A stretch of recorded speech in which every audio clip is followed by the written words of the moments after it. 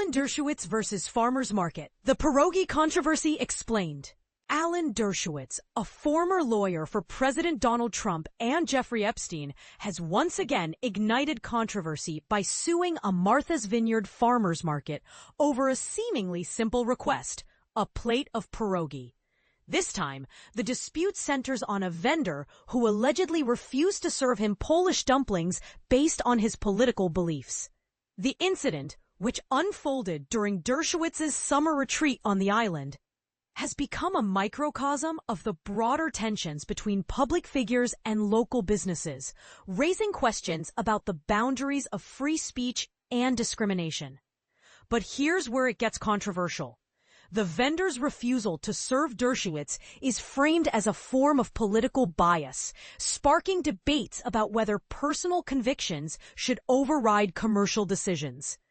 Dershowitz's account of the event is both humorous and charged. He recounts being served half a dozen pierogis only to be turned away, with the vendor claiming, "We have plenty of pierogi, but we won't sell them to you because I don't approve of your politics." The attorney further alleges that the vendor's stance was rooted in his disagreement with Dershowitz's work during Trump's first Senate impeachment trial and his advocacy for Zionism. He even calls the vendor's refusal a pure McCarthyism.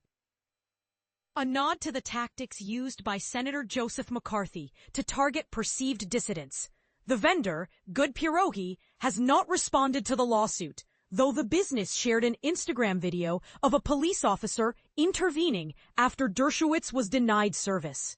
This highlights the tension between individual rights and community norms, a theme that has defined Dershowitz's tenure on Martha's Vineyard. His history of clashes with comedians, including a fiery confrontation with Larry David in 2021, underscores the island's reputation as a hotspot for high-profile conflicts.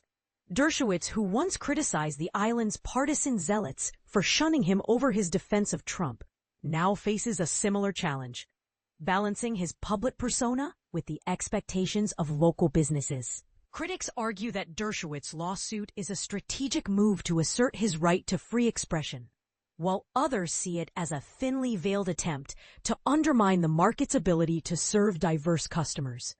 The case also raises broader questions about the role of political affiliations in public spaces, and whether businesses should be held accountable for refusing service based on ideological differences.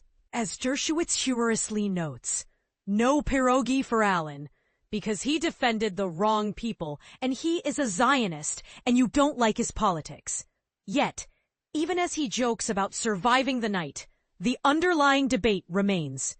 Can a person's beliefs justify exclusion from a public space?